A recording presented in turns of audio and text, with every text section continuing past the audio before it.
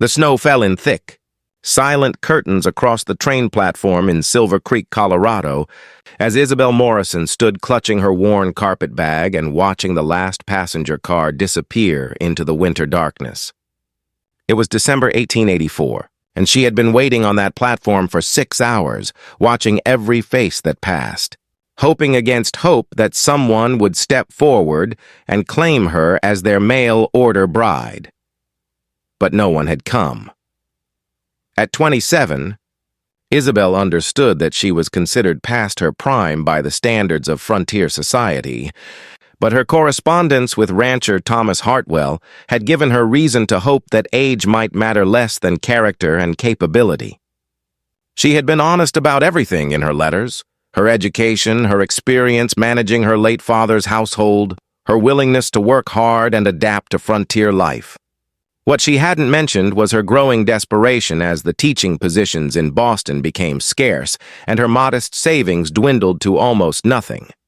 Now, as the station master began closing up the ticket office and the last of the evening travelers hurried away to warm homes and hot suppers, Isabel faced the reality that Thomas Hartwell either couldn't come to meet her or had decided he didn't want her after all.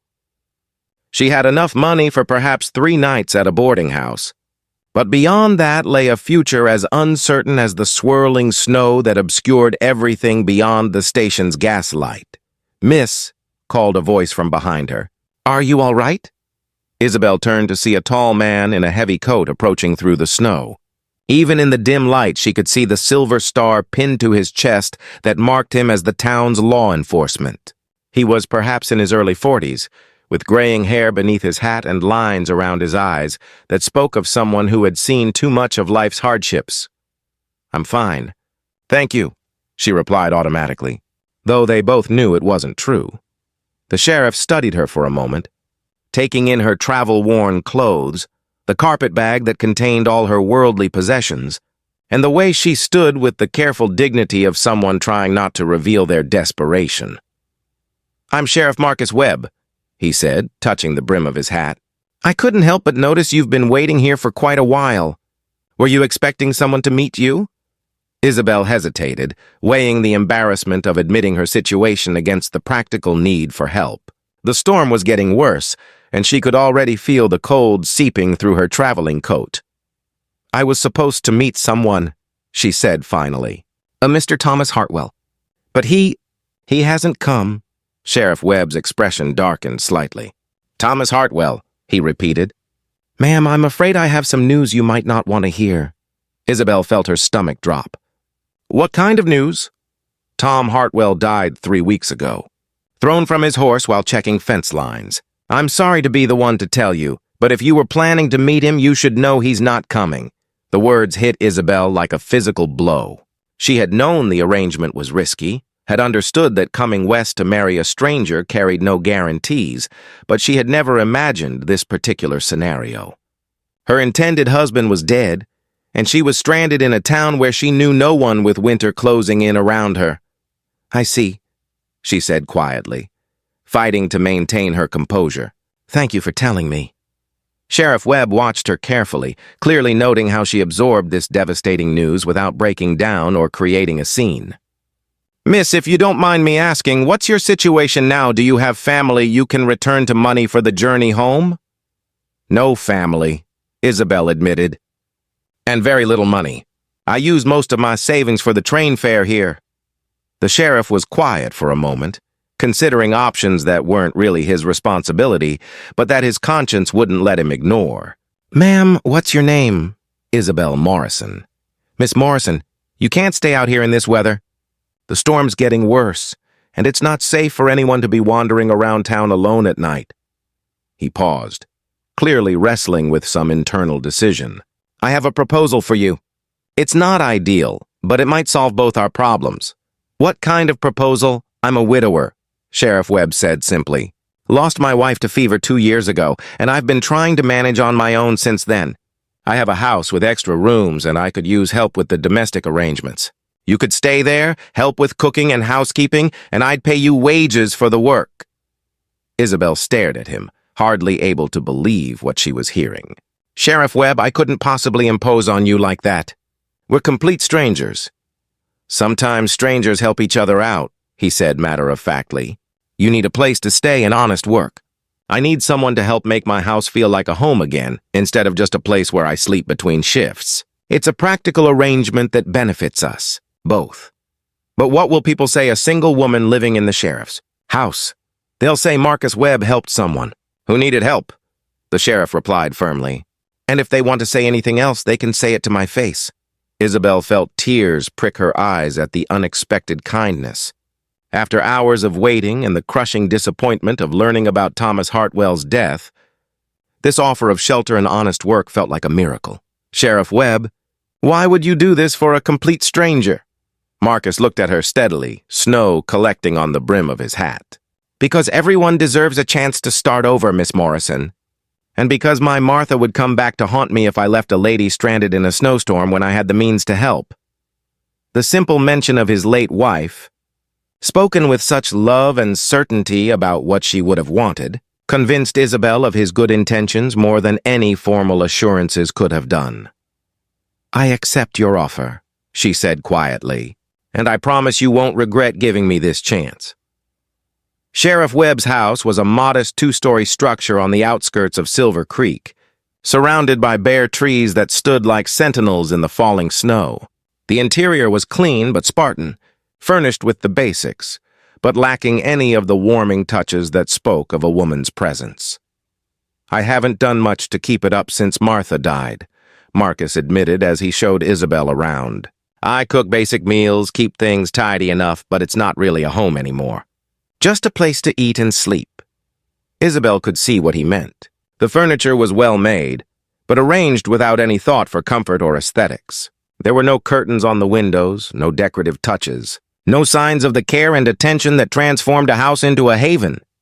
This would be your room, Marcus said, opening the door to a corner bedroom with windows facing both east and south. It has good light, and there's a fireplace if you need extra warmth. The room was larger than Isabel had expected, with space for a bed, dresser, and even a small writing desk beneath one of the windows. It felt like a sanctuary, a place where she could have privacy and independence while still being part of a household. It's perfect, she said sincerely. Thank you. I'll leave you to get settled, Marcus said.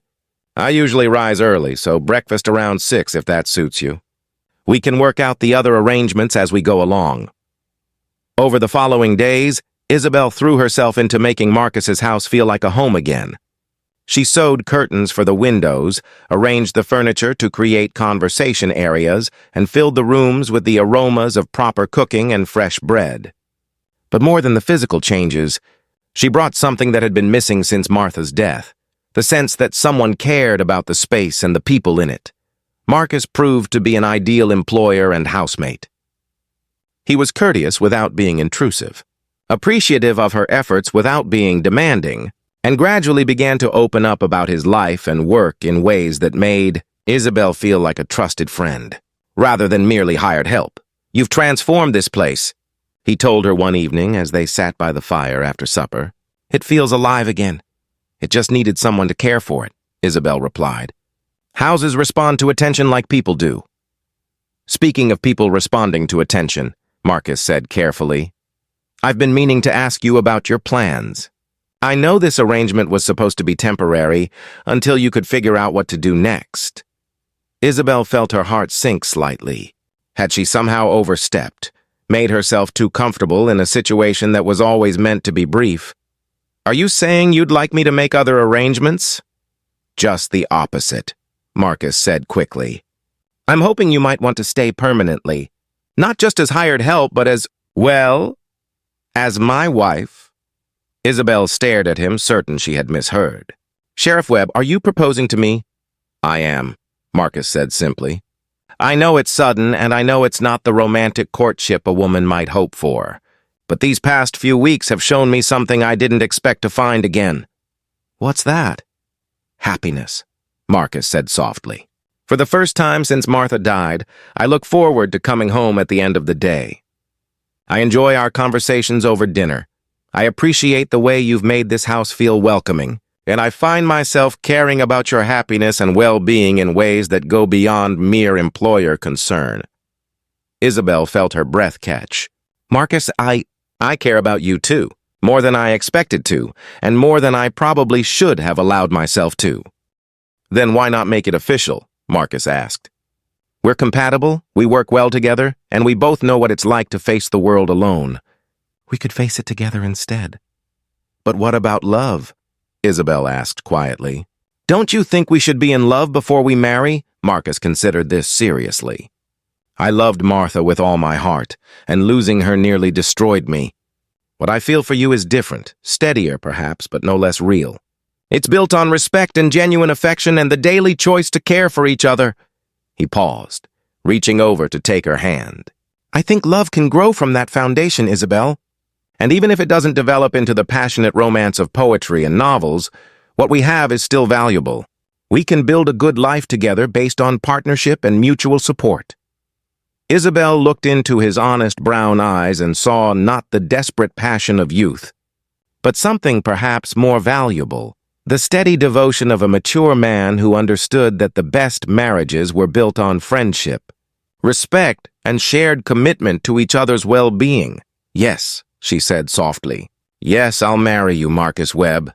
They were married 2 weeks later in a simple ceremony at the local church, with half the town in attendance to witness the union of their sheriff and the woman who had brought such positive changes to his life. Isabel wore a dress of deep blue wool that brought out her eyes, and Marcus wore his best suit with a smile that transformed his usually serious face. But perhaps the most meaningful moment came after the ceremony, when old Mrs. Patterson, the town's unofficial social leader, approached Isabel with tears in her eyes. My dear, the elderly woman said, taking Isabel's hands in hers, I want you to know that Martha Webb would have approved completely of this match. She would have been so happy to know that Marcus found someone who could love him and care for him the way you obviously do.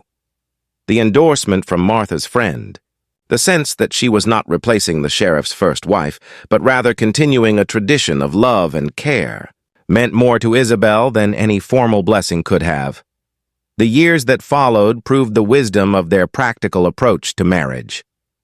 Isabel and Marcus built a partnership based on mutual respect, shared responsibilities, and genuine affection that deepened with time into something that surprised them both with its strength and warmth. Their first winter together brought challenges that tested their new partnership. A particularly harsh blizzard trapped them in the house for nearly a week, forcing them to rely on each other completely. During those long days by the fire, they shared stories of their past lives, their dreams, and their fears in ways that created intimacy beyond anything either had expected. I never told anyone about the night Martha died. Marcus confided one snowy evening as they sat together mending clothes by lamplight. How I sat beside her bed for hours after she was gone, afraid to let go of her hand because it felt like losing her all over again. Isabel looked up from her sewing, seeing the pain that still lingered in his eyes even 2 years later. Grief doesn't follow rules or timelines, she said gently. You loved her completely. That's not something to feel guilty about. But sometimes I worry that I'm betraying her memory by being happy with you, Marcus admitted. She was my first love, my childhood sweetheart. What we have is different, but it feels just as real. Different doesn't mean less, Isabel said, setting down her needle to take his hand. Love comes in many forms, Marcus. What you had with Martha was beautiful and precious. What we're building together is also beautiful and precious, but in its own way. Spring brought new life to both the town and their marriage. Isabel discovered she was carrying their first child, and Marcus's joy was so evident that the entire community seemed to share in their happiness. But it was during a difficult moment that summer that Isabel truly understood the depth of Marcus's commitment to their partnership. A family of homesteaders passing through town fell ill with fever, and the local doctor was away on a call to a distant ranch. Without hesitation, Isabel offered to nurse the sick family, despite the risks to herself and her unborn child. Absolutely not, Marcus said firmly when she told him of her plans. It's too dangerous, especially in your condition. These people have children, Isabel replied with equal firmness. I have nursing experience from caring for my father. I can't just let them suffer when I might be able to help. They argued for nearly an hour, their first real disagreement since their marriage. Finally, Marcus sat down heavily at their kitchen table, his head in his hands. I can't lose you, Isabel, he said quietly. I know that's selfish, but I can't go through that kind of loss again.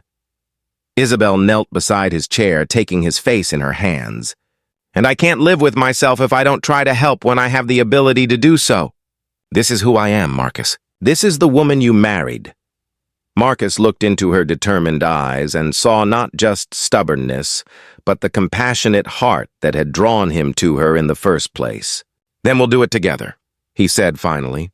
I'll help you care for them, and we'll face whatever comes as a team. They spent 2 weeks nursing the homesteader family, working around the clock to break fevers and tend to the sick children. When the crisis passed and the family recovered, Marcus saw a side of Isabel he hadn't fully appreciated before. Her unwavering courage in the face of suffering, her gentle skill with the sick, and her ability to bring hope to hopeless situations. You were magnificent, he told her as they finally returned home, exhausted but victorious. We were magnificent, Isabel corrected. I couldn't have done it without you. Their son Samuel was born that autumn, a healthy baby who seemed to inherit his mother's gentle nature and his father's steady strength. Watching Isabel with their child, Marcus felt a completeness he hadn't experienced since Martha's death. But it was different from what he'd had before, deeper perhaps, built on the foundation of truly knowing and choosing each other rather than the passionate innocence of youth. 2 years later, they welcomed a daughter they named Hope, and the Webb household became known throughout Silver Creek as a place of warmth and welcome. Isabel established a small school in their front parlor, teaching reading and arithmetic to children whose parents couldn't afford formal education. Marcus supported her efforts completely, often helping with lessons when his sheriff duties allowed. Mrs. Webb, said young Timothy Morrison one afternoon after a particularly challenging arithmetic lesson, how come you're so good at explaining things Papa says most folks who know things can't teach them proper? Isabel smiled at the earnest 8-year-old. I think it's because I remember what it felt like not to know something and wanting desperately to understand. When you've been confused and lost yourself, you develop patience for others who are struggling. The comment stayed with Marcus long after the children had gone home. That evening, as they prepared for bed, he brought it up. What you said to Timothy today about remembering what it felt like to be lost, is that how you see our marriage too? Isabel paused in brushing her hair, considering the question seriously. In a way, yes. We both came to each other from places of loss and uncertainty. Maybe that's why we work so well together. We understand what the other needed because we needed it too. Do you think we would have found each other if circumstances had been different? If Thomas Hartwell hadn't died, if I hadn't been widowed, if you hadn't been stranded at that train station? I don't know, Isabel said honestly. Maybe we would have passed each other by, thinking we were looking for something different than what the other had to offer. Sometimes it takes desperation to open our eyes to unexpected possibilities. Marcus moved behind her, gently taking the brush from her hands to stroke her long brown hair. I used to think happiness was something that happened to you, he said quietly. Something you found or lost based on circumstances beyond your control. But these years with you have taught me that happiness is something you build day by day, choice by choice. What do you mean? I mean that every morning I wake up and choose to love you, to value our partnership, to invest in our family's well-being, and you make the same choice. That's what makes our marriage strong, not passion or romance, but daily commitment to each other's happiness.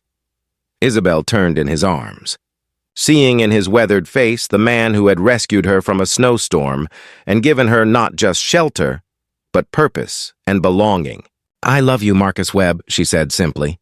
Not the desperate love of someone who needs rescuing, but the deep love of someone who chooses you every day because you're worth choosing. Their 10th wedding anniversary found them hosting a celebration that brought together most of Silver Creek. The townspeople had watched their marriage flourish, had seen how they complemented each other's strengths and supported each other through difficulties. Their home had become a gathering place for the community, a symbol of what marriage could be when built on solid foundations. "Speech," called out Doc Morrison, raising his glass of apple cider. "Let's hear from the sheriff and his bride." Marcus stood, looking somewhat embarrassed by the attention, but he wrapped his arm around Isabel's waist and spoke from the heart. 10 years ago, I thought my life was over, he said, his voice carrying clearly across the crowded parlor. I was just going through the motions, waiting for each day to end so I could get through the next one. Then a snowstorm brought me a gift I didn't know I needed. He looked down at Isabel with such obvious love that several of the women in the crowd dabbed at their eyes with their handkerchiefs. Isabel didn't just become my wife, Marcus continued. She became my partner, my best friend, the mother of my children, and the person who taught me that love doesn't always announce itself with thunder and lightning.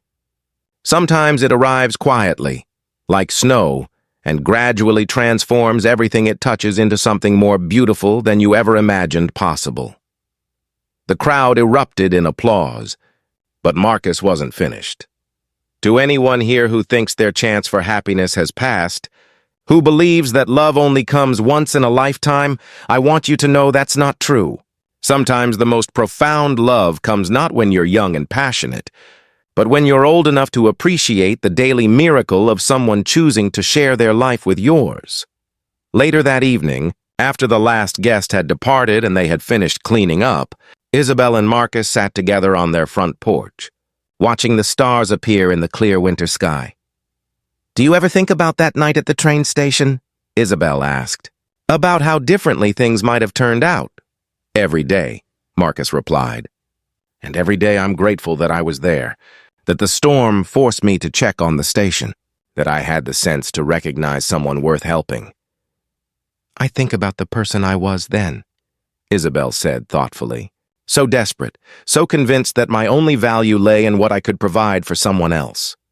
You helped me understand that I was worth caring about just for who I was. And you helped me understand that closing my heart to protect it from pain also closed it to joy," Marcus said. "You taught me that love isn't about replacing what you've lost, but about being brave enough to build something new." They sat in comfortable silence.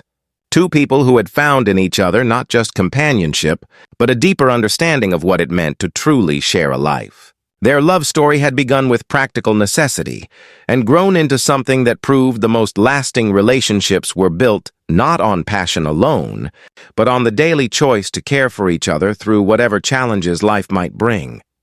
She became not just the sheriff's wife, but a respected member of the community in her own right, organizing charity drives for struggling families, teaching reading to children whose parents were illiterate, and serving as an unofficial counselor to other women facing difficult circumstances.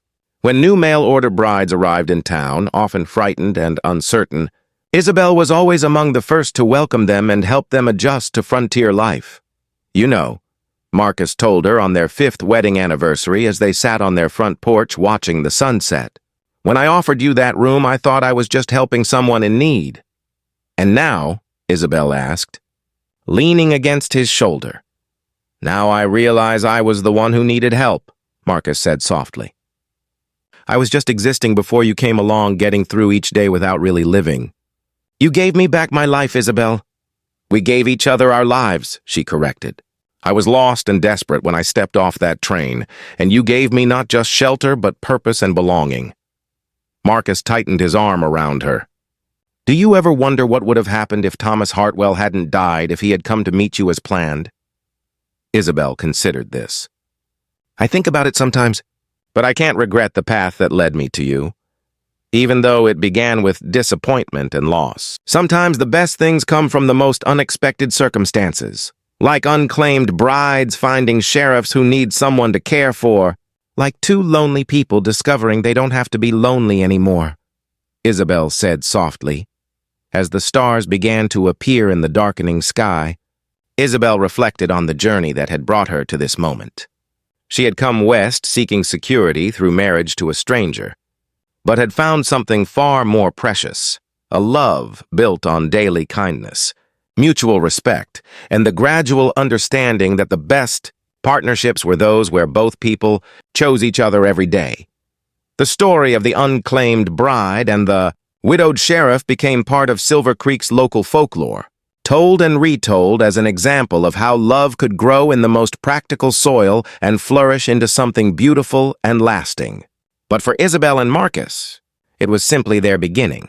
The story of how two people who thought they were past their chances for happiness discovered that sometimes the most beautiful love stories started not with passion, but with simple human kindness and the courage to open their hearts to unexpected possibilities.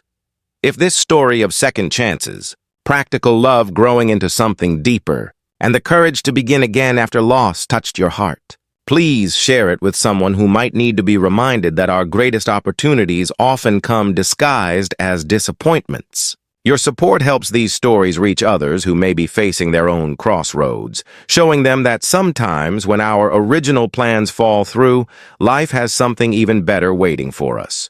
Thank you for believing in the transformative power of kindness between strangers and the beautiful truth that home isn't just a place. It's the people who choose to care for us exactly when we need it most.